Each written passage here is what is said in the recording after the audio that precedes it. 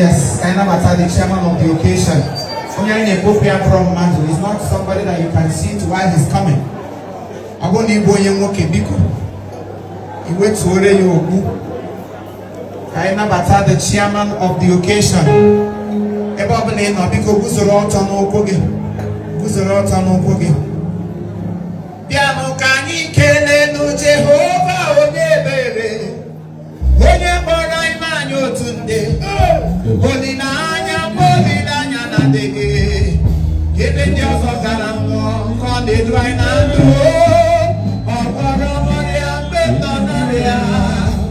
Bemeruju Oitaramanya. Nyakamtina Foya Jehovah Shama. Jehovah Nisi. Ibuchimo. Ibuchimo.